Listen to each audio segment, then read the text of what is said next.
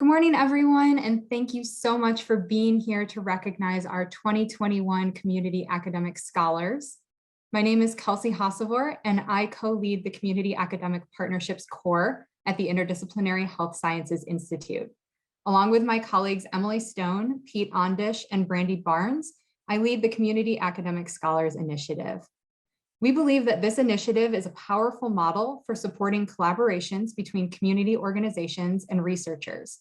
And importantly, we see this initiative as a way to empower students to be agents of change in the local community. As you listen to the scholars share their experiences this summer, you'll see just how special and impactful these students are. To provide a bit of history about the program, we first launched this program in 2019 with the first cohort of Scholars for Health Equity. We've grown and broadened the program each year and are thrilled that our 2021 cohort has been our largest yet. A huge thank you to the sponsors of this program, IHSI, the Center for Social and Behavioral Science, and the Office of the Vice Chancellor for Diversity, Equity, and Inclusion for making this program possible this year. Before we jump into the exciting part of the presentation, a bit about the schedule and logistics for today's celebration. The program leaders will honor the scholars for their contributions this summer. We've asked each scholar to prepare a short video presentation of their summer's work to share with you today. During each scholar presentation, we ask that the scholar being featured turn on their video if they're able to, and share a few brief remarks after the conclusion of their pre-recorded presentation. While we do not have time for question and answer during today's session, please feel free to use the chat to express your appreciation for the scholars and their work throughout today's celebration. We also wanted to let you know that we are recording today's session, and this recording, as well as the scholars' individual videos, will be available on IHSI's website following this event. We again especially want to acknowledge our scholars and their community and academic mentors for adapting to meet the constantly shifting circumstances resulting from COVID-19.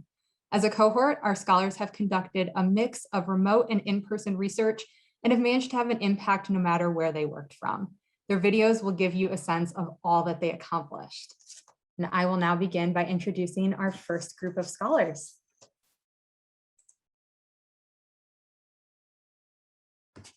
Our first scholar is Emily Albert-Stauning. This summer, Emily worked with Dr. Laura Rice and the Urbana Park District to design, develop, implement, and sustain a multiple sclerosis specific physical activity program.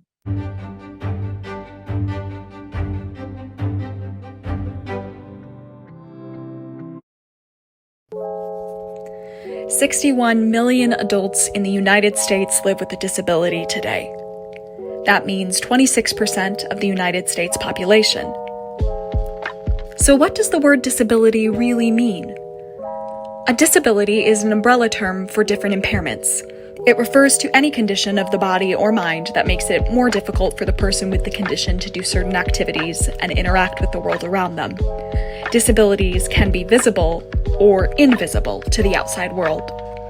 Though each person with a disability faces a unique set of challenges, a common yet currently unaddressed challenge in the United States is accessibility and inclusivity of people with disabilities and physical activity programming.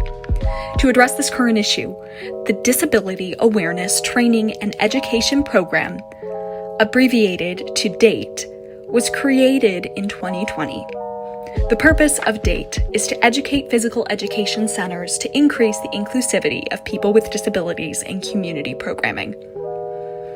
The DATE program was created through a partnership between University of Illinois, University of Colorado Springs, the Urbana Park District, the Champaign Park District, and the Carl Center for Integrative Wellness. My name is Emily Albert-Stauning. I am a rising senior community academic scholar. This summer, I had the privilege to work with my mentor, Dr. Rice of University of Illinois, on the development of the DATE project. This summer, we had two key goals. Firstly, to address the barriers that keep physical activity providers from creating ability-inclusive physical activity programming. Secondly, to address the barriers that keep people with disabilities from attending physical activity programming in the Champaign-Urbana community. The purpose of these goals was to help identify how the DATE program can address these barriers in its training program to help physical activity programs create ability-inclusive, community-based programming. We achieved these goals by creating 2 separate surveys, one for administrators and another for people with disabilities who might attend community-based physical activity programs. To create our surveys, we first conducted a literature review to understand what were the most important questions to ask our community in our survey. Next, we held focus group sessions to understand how we could improve our survey before distribution. We are currently in the process of submitting our survey to the IRB for approval before distributing it to the community. The research of the DATE program is important considering that studies show people with disabilities face existing social and structural barriers that prevent them from attending community-based physical activity classes. Studies cite that this is because of a lack of inclusive physical education. Inclusive physical education is an approach to ensure that all students with impairments are catered for within a physical education settings. The outcome and progression of learning should be equivalent to the experience of able-bodied peers. Inclusive physical education requires the educator to modify or adapt lessons to immerse all students within the learning experience regardless of ability. I cannot wait to see the further implementation of the DATE project's work in the Champaign-Urbana County Park District, because all people deserve a place to grow their mental and physical health regardless of ability status. I'll now invite Emily to unmute herself if she's able and share a few brief remarks about her experience in the program. Hi everyone, my name is Emily Albert-Stawning, and I am just so absolutely honored to have been a community academic scholar this summer. Being a part of this program here, I apologize if I'm moving. I'm actually in the car on my way back to Illinois right now. But this program has really meant a lot to me because it's given me the opportunity to grow my passion and respect for the research process, specifically in the area of the ways that research can benefit the community. I think I didn't really understand in the past the link between nonprofit work and research, and this program really gave me a tangible sense of that. So I'm so absolutely grateful, and thank you guys for everything. This has been a fantastic experience. Thank you so much, Emily, and congratulations on a wonderful summer of work. Thank you. Our next scholar is Paula Ahumada. This summer, Paula continued her work with Dr. Sandra Luz Lara Sinisomo and the CHES Veterans Center and the Caregiver Advisory for Research Engagement, or CARE team, to complete web-based group interviews with older spousal or partner caregivers of veterans with mild, moderate, and severe traumatic brain injury. Hello, my name is Paula Ahumada, and I worked on a project titled Understanding the Support Needs of Aging Caregivers of Veterans with Traumatic Brain Injury. What really motivated me to work on this project was the opportunity to gain some perspective on a community of people that are often overlooked. There is huge awareness about the veterans and their experience, but not nearly as much about caregivers, and I really wanted to help find better ways to support them for the incredible work that they do. I've always aspired to become a physician and to learn more about community health, and this project encompasses all of my interests. Some background on our project. There is evidence that caregivers of veterans with TBI and brain-related disorders have a difficult demand that can have a negative psychological and physical consequence. For this study, we want to learn more on how aging factors into caregivers' demands. This study is a huge significance because it would allow us to identify the responsibilities of older caregivers, how aging affects their caregiving duties, and how to hear from older caregivers about programs to support them. Our participants are current or widowed caregivers and spouses or partners of veterans with brain-related disorders. They are 60 years or older. They complete an online survey to determine eligibility, and another is used to collect demographic information as well as caregiving-specific data. They will also participate in a virtual small group interview to discuss aging and caregivers' needs. What I'm really happy with is how I was able to be involved in each step of this project from beginning to where we are now. So here we can see the study protocol from beginning to end. And here in yellow, you can see where I contributed in the project. To start, I helped complete the IRB application. I also helped create some of the measures we would use in this project, such as a flyer. Once the study received IRB approval, I helped contact a lot of different communities, including caregiving organizations and support groups, to find participants. We also pilot tested the interview protocol. I was able to learn a lot during my time this summer. This project allowed me to learn about study design and how studies are conducted and how many steps necessary to move a study along. I had to learn how to overcome challenges such as participant recruitment. While it was difficult at first, we were successful in enrolling participants for the first small group interview. In addition to these project-specific activities, I also co-authored a poster about the study that will be presented later this month at the American Psychological Association's conference. I learned a lot about community engagement and how to be involved with the community you're trying to learn about. By working with the Chess Veteran Center and other veteran organizations, we were able to move the study forward to achieve the project objectives. As for my academic development, this study made me even more sure about my passion for research and to better prepare me for my future goals in research and as a physician. I will be continuing my work with Dr. Ladasini Samo and be able to see this project through to the end. I will continue my work for her lab and other projects. I will use everything I've learned from this experience to prepare to enroll in a dual MD-MPH program. Huge thanks to all the caregivers who participated in the study, and as well as the Ches Veteran Center, Dr. Ladasini Samo, Binia Melise, and everyone in the Community Academic Scholars team. Thank you.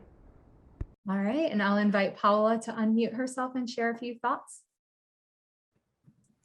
Hi, I just wanted to say thank you again, not just to everyone in this program and also all the other scholars for making this as such an amazing experience. I know it was going to be harder due to COVID, but everyone just made this such a welcoming environment and everyone learned from each other. So I wanted to say thank you to everyone again. It was great.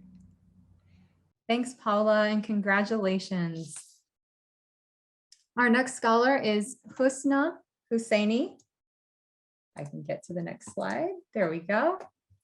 Husna worked with Dr. Wendy Rogers and Chris Healthy Aging Center on a continuing project to expose older adults to Amazon Echo devices using a systematic method to foster technology adoption, allowing for social engagement and reduced isolation. The need to close the digital divide for older adults is accelerating. And one of the digital divide's most dangerous consequences is social isolation and loneliness. Although it's hard to measure social isolation, there is strong evidence that many adults aged 50 and older are socially isolated in ways that put their health at risk. In the US, approximately 1/4 of community-dwelling older adults are considered to be socially isolated. According to the Illinois Department of Aging, 19.6% of Illinois' population is aged 60 and over. With age comes psychological, physical, and mental challenges. Technology-based interventions can prove to be useful aids in promoting healthy aging and social connectedness among older adults, which is where we come in with Amazon Alexa.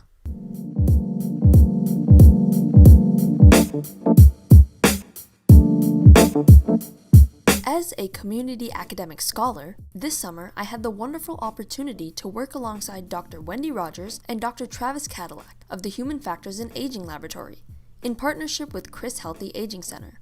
This 5-year study aims to assess the efficacy of voice-activated digital assistants to support health and independence, especially for older adults with mobility disabilities.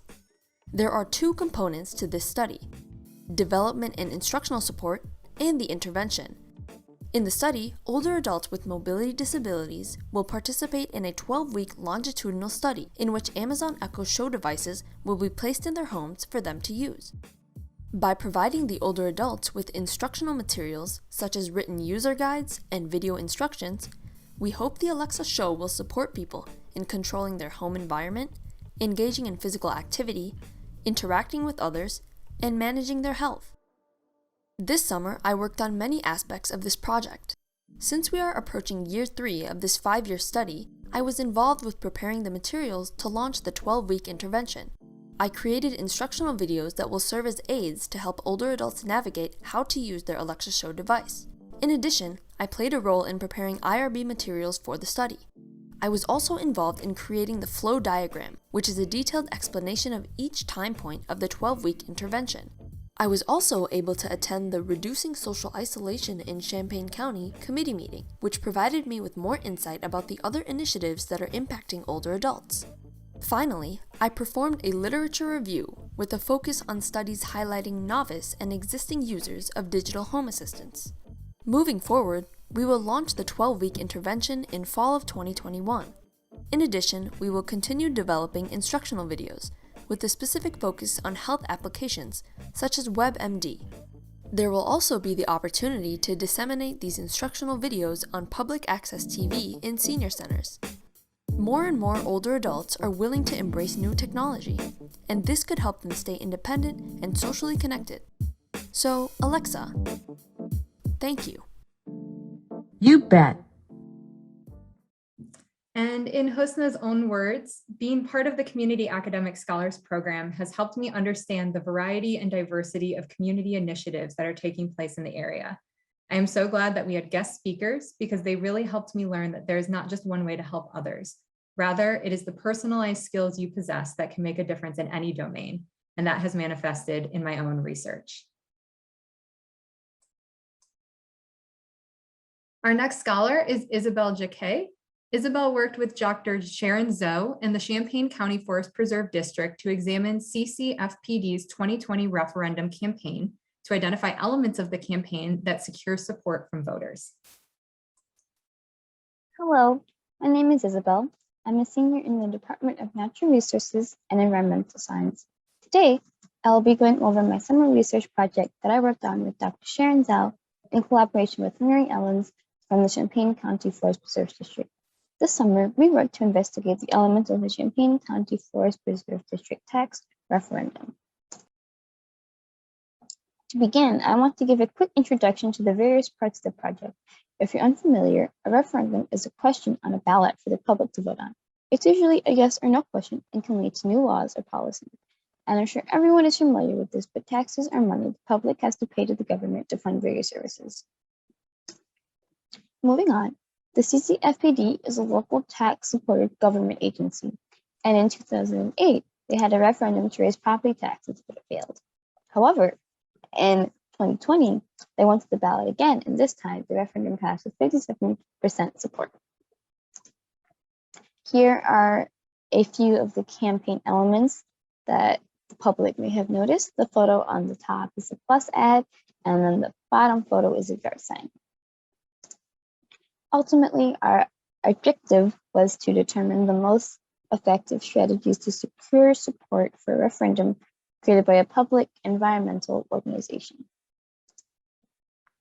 One part of our research design was conducting in-depth interviews with Champaign County residents, CCFPD staff, and the campaign committee.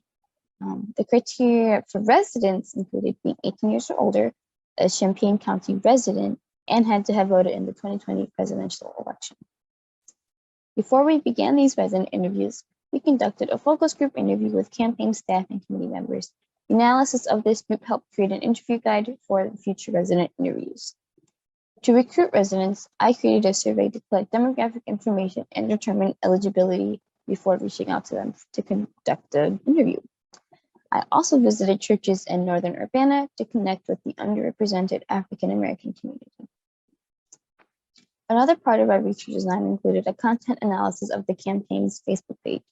Each post was labeled with a message type and message style. Here are a few message types listed on the side. After all of the posts were labeled, a statistical analysis was done to determine which message type received the most engagement. Our findings for the Facebook analysis showed that October had the highest frequency of posts, and the top performing posts were about simplifying the ballot language and included endorsements. Now on to the findings for the interviews. For the residents, the most commonly brought up message was that the referendum was such a small ask. They were also persuaded by the fact that the parks have gone on so long without a raise. There was also a difference in views of price. Some found the price to be just right, while others were willing to pay much more. Lastly, there was a lot of unawareness of the Champaign County Forest Preserve District and their ongoing issues.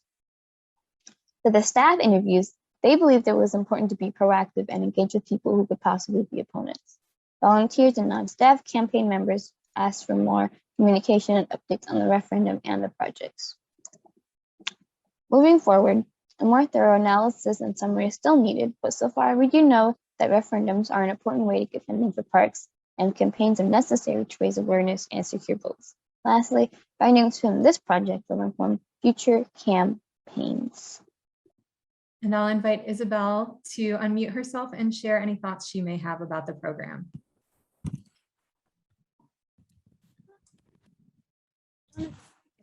Hello, I'm Isabel. I'm super grateful to have been a community academic scholar.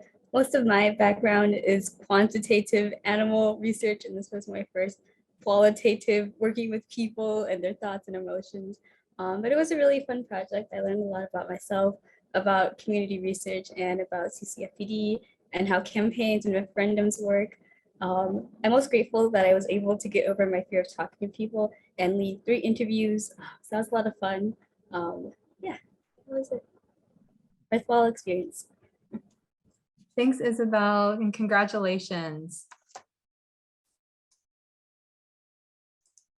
Our next scholar is Emily Pacetis.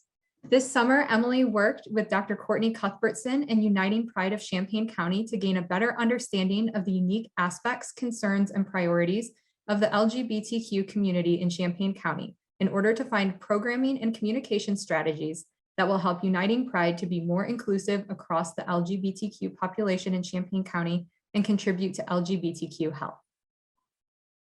My sister visited U of I this summer, and one of the first things she noted while we were driving around campus was, whoa, that's a gay church. If you've lived around the university, you might take the rainbow flags for granted, but that representation is critical for the LGBTQ+ community, and it's not something we see nearly enough.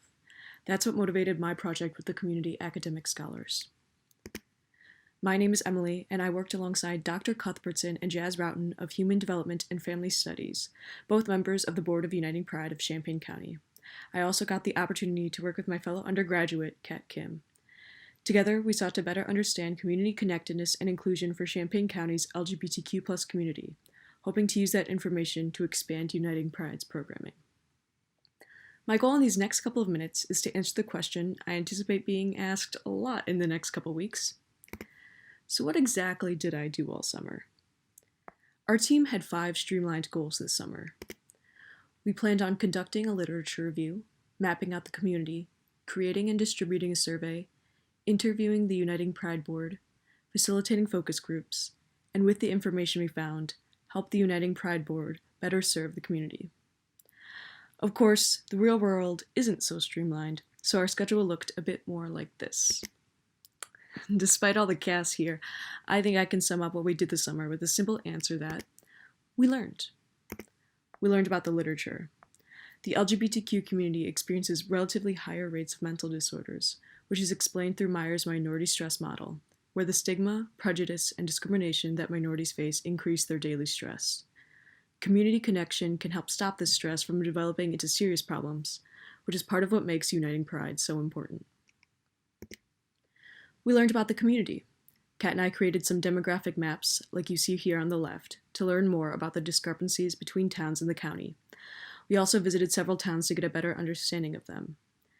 There wasn't as much representation as we hoped, but you can see some highlights on this slide. We learned about the people. I got the opportunity to interview and learn more about the dedicated volunteers at Uniting Pride and their commitment to acknowledging racial discrepancies within their board. With our survey, we are hoping to better understand the community in the near future. Finally, with such a personal project topic, we learned about ourselves. Kat and I put together a few episodes of a podcast where we talked about our personal connections to our work, which made its importance all the more clear. In the future, there are still a few steps remaining before we can develop a cohesive strategy to improve Uniting Pride. And even though that path might end up looking a little more like this, I look forward to seeing where this research goes and all that we can learn along the way. Thank you. And I'll invite Emily to unmute herself and share some thoughts. Hey everyone, I just want to repeat, I guess, just my gratitude to this program. Like Isabel, I've done mostly quantitative research with physics and philosophy, and so it was really great to be able to deal with like people and helping out those communities, and it was great to see that impact.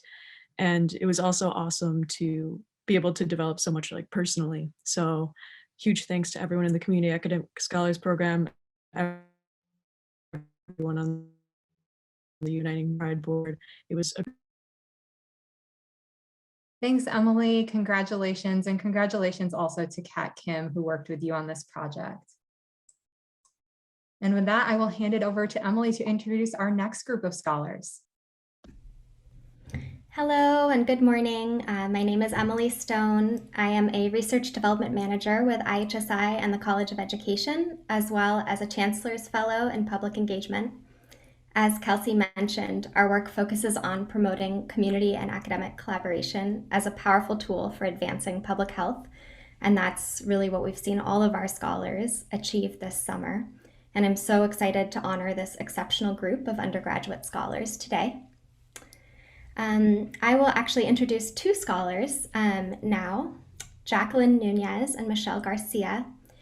Jacqueline and Michelle worked together with Professor Megan Burke, Family Matters Parent Training and Information Center, and the Early Intervention Clearinghouse to conduct qualitative and quantitative research about the Technology Loan Program to determine if the program closes inequities in the delivery of early interventions services via telehealth. And we will start by playing Jacqueline's video. My name is Jacqueline Nunez, and this summer I had the opportunity to work with co-scholar Michelle Garcia, be mentored by Dr. Megan Burke, and partner with Family Matters and the Early Intervention Clearinghouse to address social inequities in early intervention services for young children with disabilities. EI, which stands for Early Intervention, is services such as speech therapy, developmental therapy, physical therapy, occupational therapy, and nutrition for young children ages 0 to 3 with delays and disabilities that helps promote their development. EI services are usually provided in person with a therapist coming into the home. However, with the COVID-19 pandemic, they switched to being delivered via telehealth.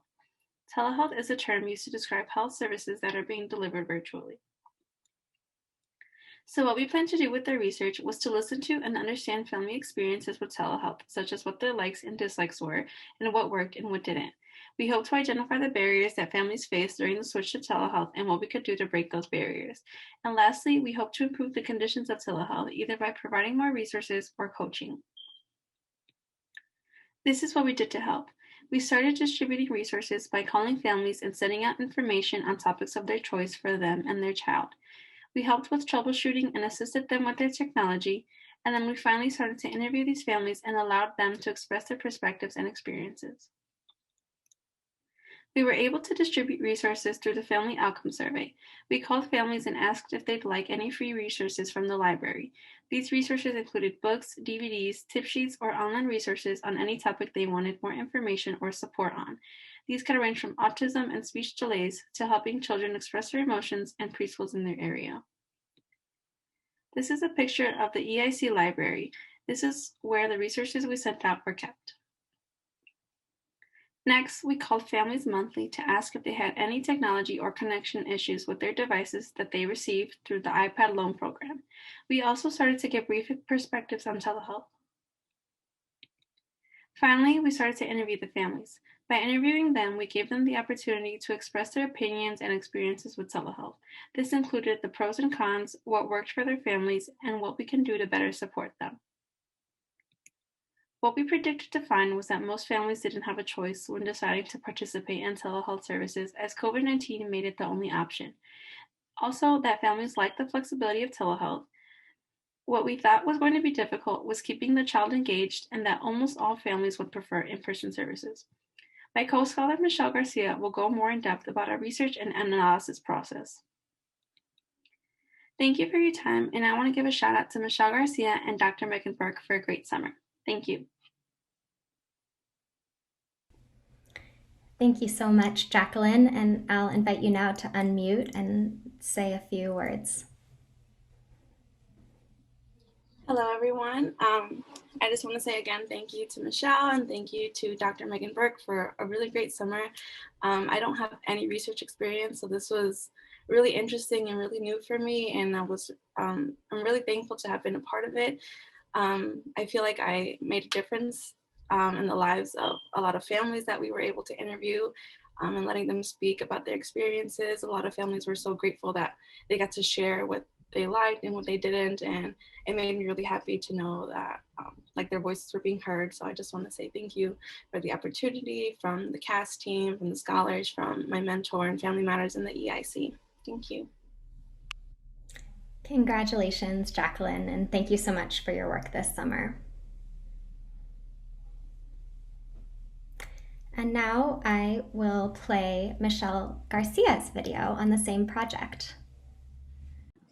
In continuation of Jacqueline's presentation, I will be touching on the same topic, but I will be talking more about the research aspect. So our research questions were mostly getting to the point that COVID-19 impacted many families in different ways, and we were just trying to figure out what changed exactly, and we were wanting to see if it was a good or bad change and how to fix it or better it. So before our research started, we created and distributed a demographic information form alongside a consent form for participants to fill out before we began interviewing them.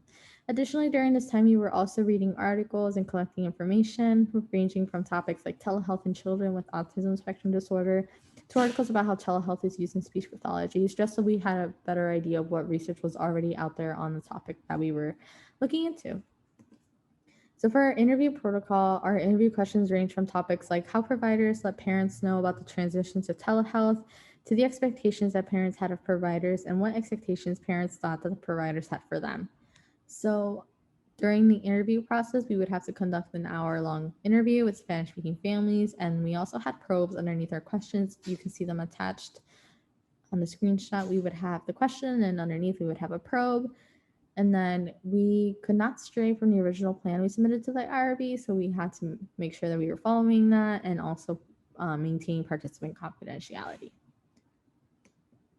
In terms of transcribing and coding, we would have to take the transcription from Zoom because we held most of our interviews on there, upload it to a Word document, listen to the recordings and fix errors. There's a screenshot attached of an example of this, so that's a transcription. And then we would have to reread through the transcription, highlight and add code to information we thought was important. And then we would add these codes to a code book to see if there was any similarities in our data. In terms of writing the paper, Dr. Burke had already had an outline ready for us, so we worked alongside Janet. She helped us flesh out a lot of this. First part of the paper was just the introduction. So we talked about early intervention in telehealth and what that was. And then we also talked about the focus on parent perceptions of telehealth because a lot of the data that's already out there focuses on professional and provider experience in telehealth. So we wanted to make sure that we were focusing on what the families have to say about this. And then we also talked about the demand for EI services, the benefits, and barriers to telehealth. Although our results are still in progress and we don't have anything conclusive to show, we did see these 4 things emerge the most from the data that we did collect. So a lot of parents said that COVID-19 impacted their service providers and everything else because they were used to having these providers come to their home and they had to adjust to now doing it through a screen when a lot of them were getting physical, speech, and other therapies like that, which were more interactive and in person. A lot of parents also noted a lot more parent involvement as it was typically the provider that was a lot more involved with their child. And then they also mentioned children's challenges like attention span, not being able to connect with the provider through a screen. And then a lot of them also mentioned the resources and help that they think would have helped them, like monthly phone calls for troubleshooting help. All in all, we did learn that because a lot of children in the US do get early intervention services, there's a large population in Illinois, and we just learned a lot about how something like EI was impacted by the pandemic because it's not something you would typically think of. So we're just really grateful for the experience to be able to see something different that we didn't typically see because not a lot of people talk about it. So yeah, it was a really interesting project to work on. Thank you. Congratulations, Michelle, and I'll invite you to unmute and share your thoughts. Hello. So just to reiterate what I said, I was really grateful for the experience. I really want to say thank you to Dr. Burke and also Jacqueline and everyone at the clearinghouse. It made our summer really great. And this is also my first research experience, so I definitely learned a lot. Thanks so much, Michelle, for your work this summer, and congratulations again.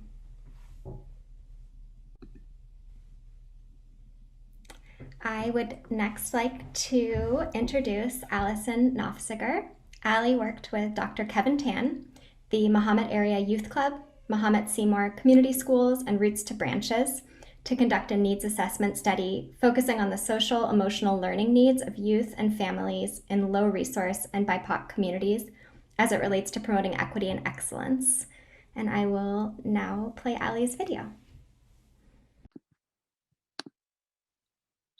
My name is Allison Knopfziger, and this summer I've been so privileged to work as a community academic scholar alongside Dr. Kevin Tan with the U of I School of Social Work and our community partners, the Mahomet Area Youth Club, headed by Executive Director Sarah Balgoyan, and Dr. Nicole Rummel with the Mahomet Seymour School District. We've been conducting a needs assessment study focusing on the social emotional learning needs of Mahomet Seymour youth and families. The goal of the study is to uncover service gaps in underserved communities within Mahomet. Before I get into further details about my research this summer, I want to take a moment to quickly shine a spotlight on the Mahomet Area Youth Club. I might be a little bit biased because I've worked here for the past 3 summers, but I believe it's an organization worth sharing. Macy is a nonprofit that serves youth ages 6 to 18 in the Mahomet Seymour and other surrounding communities. We grant 300 yearly scholarships to support student enrollment for low or no cost to families. Macy is a safe space for students to come. We work to improve school attendance, grades, behavior, and overall engagement. Macy's mission is to help youth develop skills for lifelong success, which is why we tried to implement social emotional learning in our programming this summer. I've been fortunate enough to work in person with our teenage campers at Macy, which makes it a great place to observe the role that social emotional learning plays in all of our students. CEL is comprised of 5 key competencies: self-awareness, self-management, social awareness, responsible decision-making, and relationship skills. Essentially, social emotional learning is just recognizing what your emotions are and how to manage them, effective problem-solving skills, and how to build positive relationships, both with other students and adults. Social emotional learning can promote healthy development, improve academic achievement, and reduce behavioral challenges. Social emotional learning has many benefits, but it can be challenging to implement it with junior high students in a way that is engaging and interesting to them. So instead, we took something that we know they already love to do, which is be on their phones. With an increase in access to smartphones and other technology, everybody has a camera right at their fingertips. We chose the photo voice research method, which empowers participants to express their viewpoints and experiences through photography. We encouraged our students to focus on 3 key concepts this summer: identity, agency, and belonging, and go out into the community and safely take photos that express those feelings within them. After all, a picture is worth 1,000 words. Our research this summer was made of several different elements. We began by conducting a needs assessment survey, which was distributed to all the families of our youth at Macy. This survey focused on the social emotional learning needs of both youth and families. The goal of this survey is to share the data with the Mahomet Area Youth Club and the Mahomet Seymour School District so that they can work in conjunction to better engage our low resource students and close the achievement gap. After this, we began distributing consent forms to the parents and families of all of our youth so that they may participate in further projects, because when you're working with human subjects, especially minors, consent is crucial. After this, I was able to lead our students in a social emotional learning focus group as we prepared for our photo voice project and waited on approval from the institutional review board.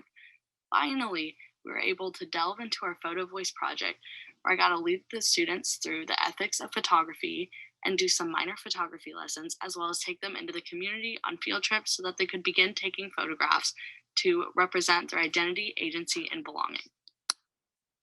Because the CIS program runs only 10 short weeks, there's still work to be done with research. It's never truly over.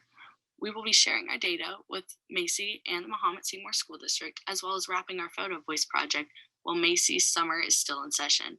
Finally, we plan on concluding the summer with the photo voice exhibition hosted at the Mahomet Area Youth Club next Friday, the 13th, where families of our students and members of the community can come in and see the amazing work our students have done with taking their pictures and representing who they truly are. Through the CAS program, I've learned so much about my community and the research process itself. I've been able to see firsthand the role that social emotional learning plays in the development of our youth. Furthermore, I've seen how a new photo voice method can provide a creative outlet for students to express themselves. More than anything, I've learned that research is an imperfect process. It's never going to go exactly according to schedule, and that's okay. You learn to adapt quickly and on your feet, and I think that might be the most important lesson of all. Congratulations, Allie. I'll invite you to unmute and share a few words. Hi, first of all, I just want to say thank you so much to the CAS program and all of our mentors, especially Dr. Tan and Sarah. I'm so grateful for this opportunity. This was my first experience doing any research whatsoever. And I'm just so glad that I was able to incorporate an organization I already care so much about, Macy, with outside research that's going to be helping our students and helping their overall development and growth. And I can't wait to see how that takes off and unfolds in the future. Thank you guys so much. And thank you, Allie, for your work this summer. Our next scholar is Royal Shrestha. Royal worked with Dr. Melissa Goodnight and Dr. Cherie Avent and the Champaign-Urbana Public Health District on a project addressing COVID-19 racial health disparities in African American faith-based communities in Champaign and Urbana. Royal's work focused on best practices for COVID-19 community vaccination clinics, and I've also had the privilege of working with Royal on this project this summer. We'll now play Royal's video. Hello everyone, my name is Royal, current rising junior studying MCB, and I had the opportunity to work with Dr. Avant and Dr. Goodnight along with my graduate student mentor Larry this past summer on the evaluation of CUPHD sponsored vaccine clinics. As an already multi-decade problem, the COVID-19 pandemic highlighted the many issues currently faced by minority groups, especially African Americans in healthcare settings such as vaccine clinics.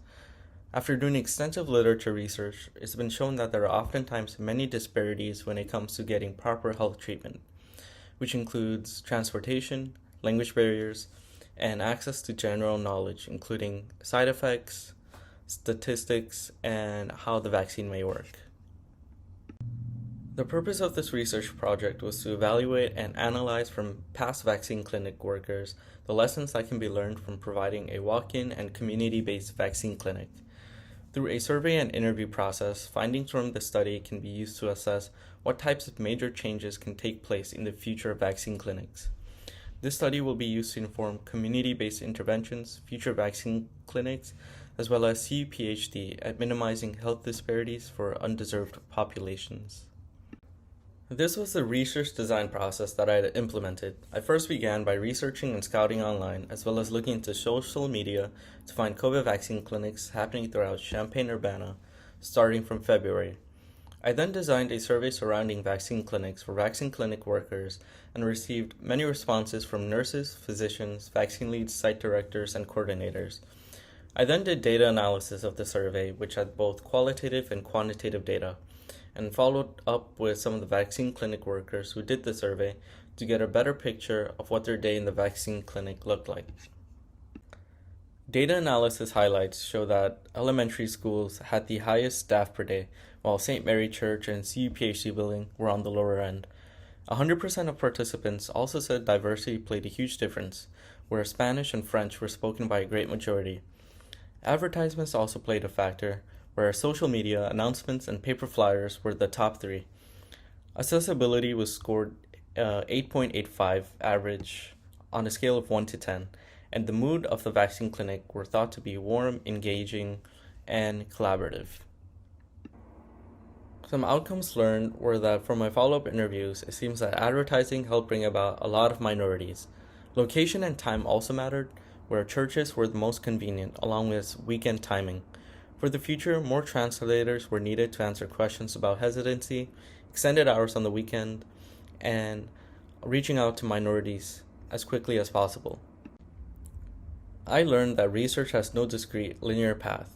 With a lot of STEM research background, I loved exploring a new side of research outside my usual comfort area with community-based work. As someone who is also interested in going to healthcare someday, I loved having a chance to talk with healthcare workers such as nurses and physicians. Thank you so much, Royal, for your work on this project, and I'll invite you to unmute and share a few words. Hi, I'm really glad I had the opportunity to work on this research project this summer. As I said on the last slide, I do a lot of STEM research as someone who's bio major, and exploring this new side of research was very engaging, working with IRBs, getting approved, working with new edits and new mentors was a really engaging process. Not to mention meeting all the new scholars in our weekly meetings. Congratulations, Royal, and thanks again.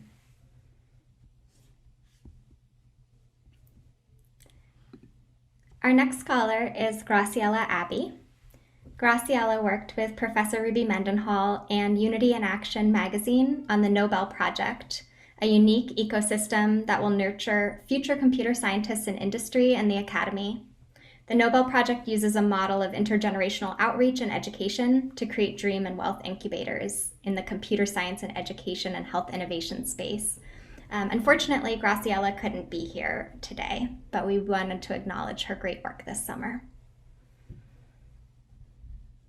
And Emily, can I just say, she did a great job with our project and talking with the youth and helping to capture kind of the goals of what we were doing. So I just wanted to say that and to say congratulations to her. Thanks so much, Ruby. Welcome. And I will now hand it off to Pete, who will introduce and recognize our next group of scholars. Yeah, thank you. So, hey everybody, my name is Peter Ondish, and I'm a research scientist with the Center for Social and Behavioral Science. Consistent with the goals of the Community Academic Scholars Initiative, my work focuses on using technology to make more just and equitable cities. And I'm really excited to honor this awesome group of undergraduate scholars that we have here today. The first scholar that I have the pleasure of introducing is Hannah Caraway. As a community academic scholar, Hannah worked with Dr. Warren Levy in the Champaign County Forest Preserve District to develop recommendations for improving the health of disadvantaged people in the county through greater access to CCFPD's natural and other resources. And with that, let's play Hannah's video. Hi, my name is Hannah Caraway, and this summer I worked with Dr. Warren Levy in the Champaign County Forest Preserve District to help improve the health of disadvantaged populations in Champaign-Urbana through the utilization of the district's resources. Diving deeper in my project, I wanted to help the Forest Preserve District reach currently underserved community populations. Parts of the community may be underserved for many different reasons, including, but not limited to, socioeconomic barriers and historical discrimination of these groups. By reaching a greater part of the community, we can help increase the health and wellness of these groups in the Champaign-Urbana area. I'm going to start out by discussing the health benefits of park usage I found through my research and literature review process. Trust for Public Land reports that 12% of moderate exercise occurs in community green spaces, and 50% of vigorous exercise occurs in these areas. A research report by Francis E. Ming Kuo, a University of Illinois professor, illustrates that park access improves the mental and physical health of community members. Her research references a study in Japan where college students were instructed to walk through a park or city space for 15 minutes. The study found that those who walked through the parks had lower concentrations of cortisol, lower blood pressure, higher levels of nervous system activity linked to relaxation, and lower levels of nervous system activity related to fight or flight responses and increased adrenaline levels. My research aims to increase park usage by underserved groups so that we can increase the overall health through the utilization of natural resources in the ways shown above. My role in this project was to directly contact and meet with community leaders. Through these conversations, I wanted to learn how different populations in the area utilized forest preserve properties. And after speaking to these community leaders about their populations they may serve or represent, create suggestions based on the needs of these populations to the Champaign County Forest Preserve District. Now, on to my project organization and structure. I reached out to 24 different community organizations that represented a variety of groups throughout the area. Data were collected in one-on-one interviews with community organization leaders. And in these interviews, I asked about information about the population they serve, how their members and or the communities they represent want to utilize the Forest Preserve District resources or are currently utilizing Forest Preserve District resources. And finally, I talked with the groups about how we could overcome barriers to accessibility for the populations they serve. Now I'm moving on to the results of my conversations with community leaders. I have selected a few conversations and the most important takeaways from their response. First, the Latino Partnership of Champaign County has been providing direct assistance to the Latino population of Champaign-Urbana for over 15 years. The organization offers assistance to families in need of donations, food assistance, or financial assistance. When meeting with the Latino Partnership of Champaign County, they stated that the local community would be more interested in utilizing Champaign County Forest Preserve spaces for social gatherings and group activities. He believes that any activities aimed at solo participation would not be appealing as those that can be enjoyed as a family. This means creating programs that can be utilized by both adults and children in the group and providing adequate space for activities such as birthday parties, cookouts, and reunions. Providing more visibility about resources that can be used by people of all ages, Latino population, perhaps both in Spanish and English, could increase visitation by this population. Additionally, the Latino Partnership of Champaign County stated that many members of the Latino population in Champaign County do not have personal transportation, making it difficult to access some of the Forest Preserve properties. Therefore, in the future, based on my interview with the Latino Partnership of Champaign County, I believe that it will be helpful to try and increase transportation opportunities for members of the community. Next, I'm talking about the Champaign Chinese Christian Church. This church is a 30-year-old local community founded to serve the Chinese-speaking community in the area. Most of the congregation are immigrants, with about half of them being students and half being families. Most congregation members prefer speaking Mandarin over English. A community organization leader stated that members of the local Asian community in their congregation would be most likely to utilize resources in groups and participate by hiking and walking, visiting the Forest Preserve museums, attending educational group programs, or utilizing the natural play space. They also stated that resources would be more attractive to members of their community if they were aimed towards group participation rather than solo activities. They also believe that their community members would benefit from accessible information, specifically asking for a simplified list of park resources that can be distributed to community members. It may be helpful for these resources to be in multiple languages, as many members of the local Chinese community prefer speaking Mandarin. Overall, my research has shown that if the Champaign County Forest Preserve District wants to reach underserved populations, it is important to focus on increasing resources that can be enjoyed as a family. The Champaign County Forest Preserve District should also try to build and maintain strong relationships with underserved populations by directly contacting these community organizations. Most leaders said that reaching out would go a long way in establishing a positive repertoire. Additionally, many community leaders also suggested ways to make resource information more accessible, such as increasing the amount of languages information was offered in and directly distributing information to these populations.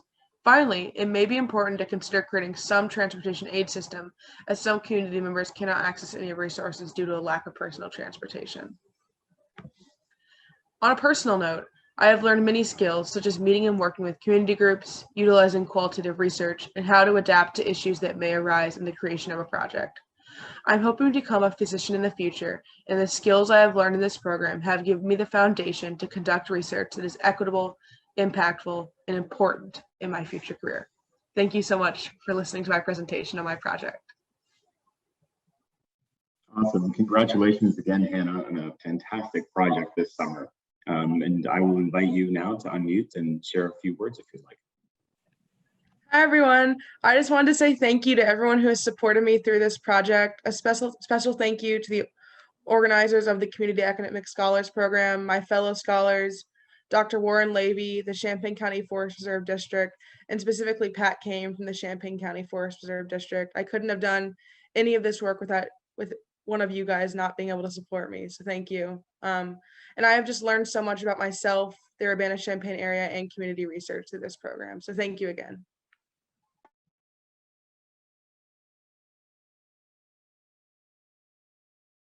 All right. So congratulations again, Hannah, for your work this summer. And our next scholar is Rebecca, or Becky Latham. This summer, Becky worked with Dr. Amy Fisher and the Companion Animal Resource and Education, or the CARE Center, to clarify and strengthen the network of agencies providing pet retention services to keep more pets and families together. And with that, let's see Becky's video. Good morning, everyone. My name is Becky Latham, and I'm a rising senior in animal sciences. This summer, I worked with Dr. Amy Fisher in animal sciences and Care Center in Urbana. Care Center is a nonprofit organization that works to assist pet owners in providing for their pets. Our main focus this summer was how to increase pet retention in order to keep more families together. According to the Humane Society of the United States, as of 2019, 43.5% of the United States population is classified as low income or working poor.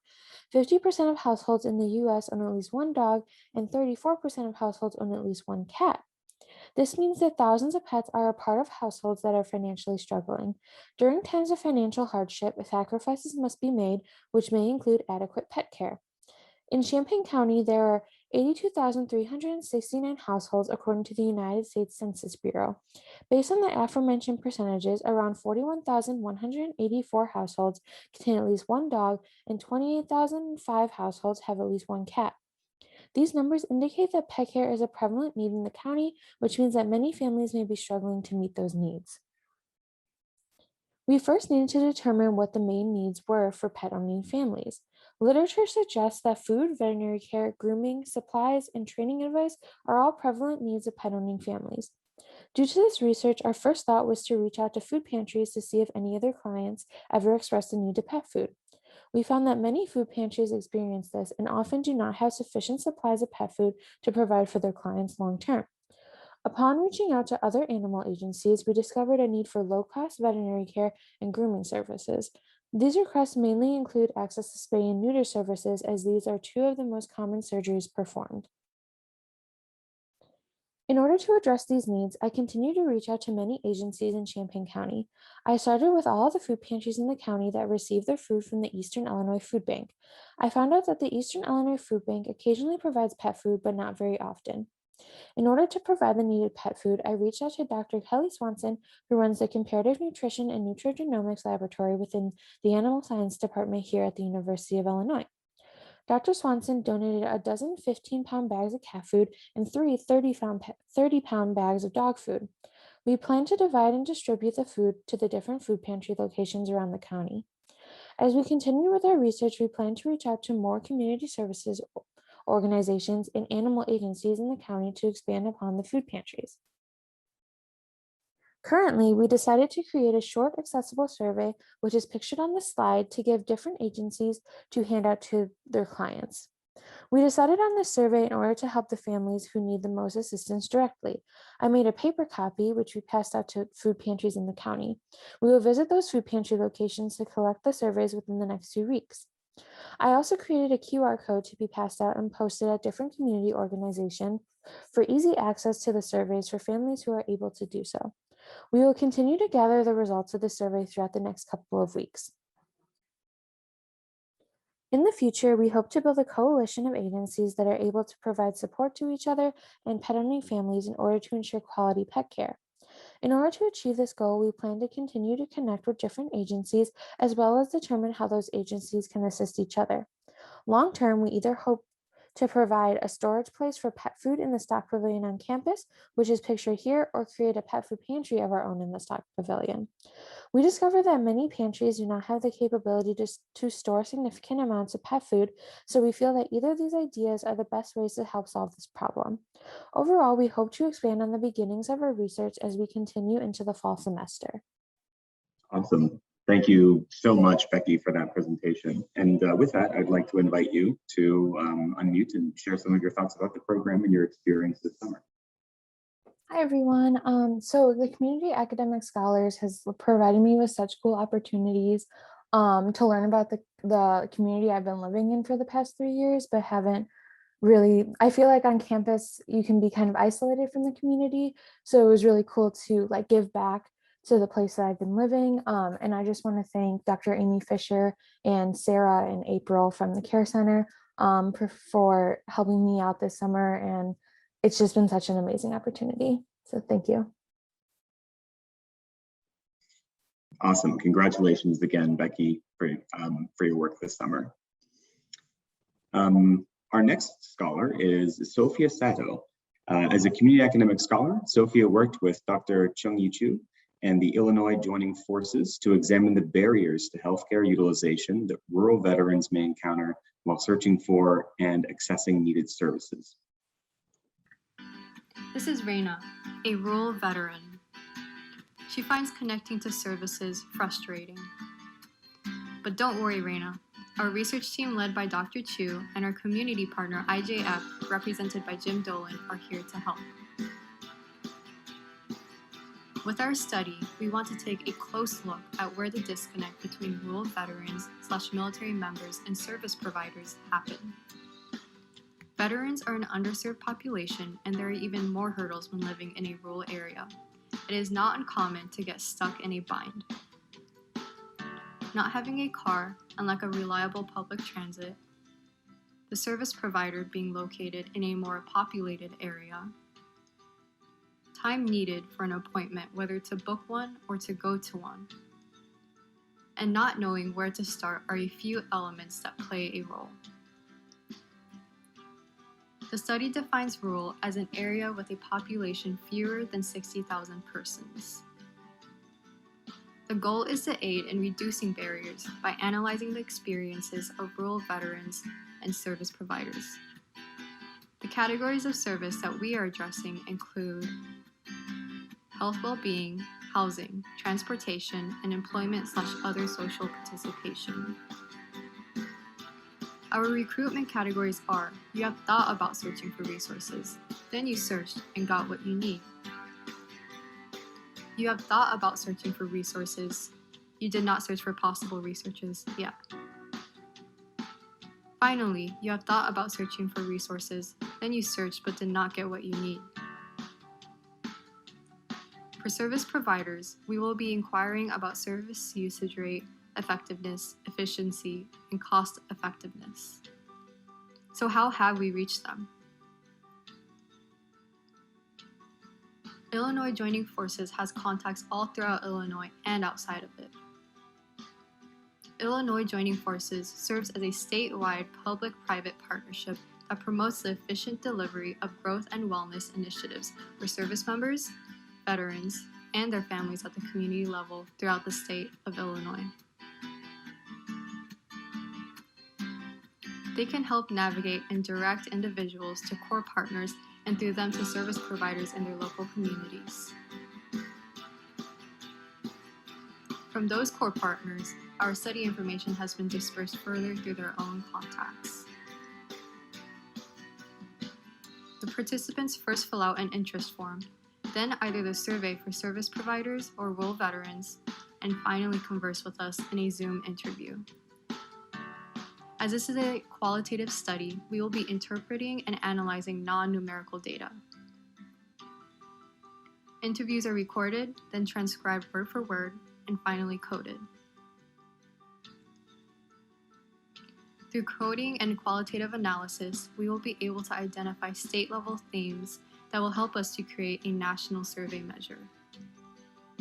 It will inform us on how we ask questions about rural services at the national level for Phase 2 of the study. I would like to thank Jim and Dr. Chu, as well as my graduate mentors, Gina and Alicia, as well as everyone who is involved in making this experience possible. Awesome. Congratulations, Sophia, on your work this summer. And I will now invite you to unshare and express some thoughts you have about your experience in the program. Hi, everyone. So this qualitative research really related well to my major, which is anthropology, and to my personal interests. I grew up on military bases outside of the US where I gained family, and it feels great that I'm able to start giving back to the military community. Thank you, everyone. Awesome. Congratulations again, Sophia. Our next scholar is Charbel Yako. This summer, Charbel worked with Dr. Raksha Mudar in CJE Senior Life to test the benefits of technology-based social engagement using a video technology platform called OneClick in older adults and with and without mild cognitive impairment. Charbel was not able to be with us today. He's actually completing his swearing-in ceremony for his naturalization process, so he has 2 reasons to celebrate today. But he was able to share some of his thoughts that he's concluded with at the end of this video. Hi, my name is Charbel Yako, and I am a rising junior studying molecular and cellular biology. I was fortunate to have the opportunity to work with Dr. Raksha Mudar here at the University of Illinois, Urbana-Champaign, and Dr. Margaret Danny Lovick from CJE Senior Life. This summer, I assisted with a project aimed at promoting social engagement in older adults using a video technology platform called OneClick. Many older adults with and without cognitive issues face social isolation. The COVID-19 pandemic increased social isolation in older adults. Increased social isolation can lead to negative health outcomes and decreased quality of life in older adults. One way to mitigate the negative health effects of social isolation is to promote social engagement by providing opportunities for social interactions between older adults. Video technology can be used to promote this type of face-to-face social interaction needed without the need for close physical proximity. OneClick is a web-based video platform that has specifically designed for older adults for this purpose. Our question for the summer was, how can social engagement be promoted in older adults with and without mild cognitive impairment using a video technology platform called OneClick? Potential participants begin the study by completing a phone screening designed to determine initial eligibility, followed by a series of baseline assessments.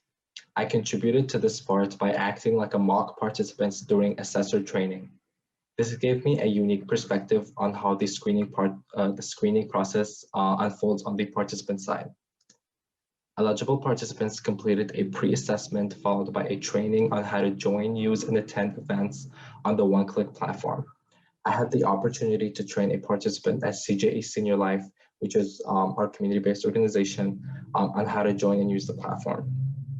This experience was enriching as I was asked to make many detailed observations about any issues that the participant ran into when trying to access OneClick and relay this information onto our research team. These observations would be used to make the platform more accessible and user-friendly for older adults as we also improve our training material. For the intervention, participants attended 2 events a week where they watched a slideshow about a specific topic and later engaged in a conversation with a few others. I was able to attend many of these events and engage with conversations with older adults.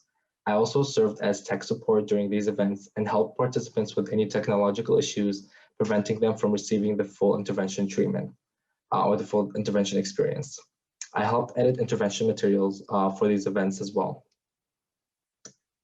After the intervention, participants completed post-assessments where their general opinions about the study and the platform are obtained, and the participants are compensated for their help with our study.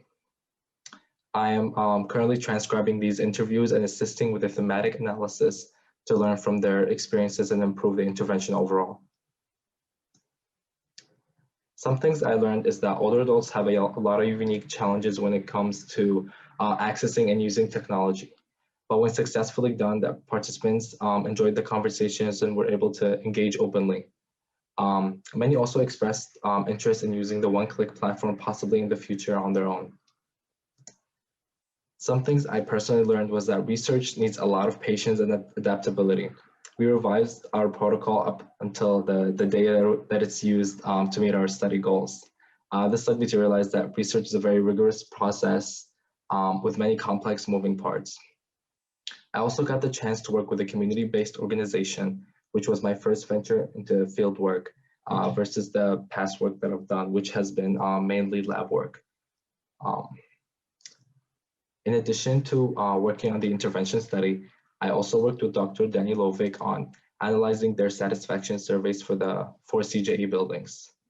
I entered the surveys into Excel and conducted statistical analysis on it.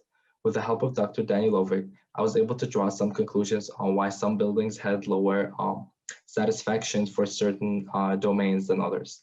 We also came up with a few solutions that we can present to the housing management at CJE. Thank you. Hello. Unfortunately, I am unable to attend our celebration due to the oath ceremony I have to take. I would like to thank IHSI for this really wonderful program that I was able to participate in.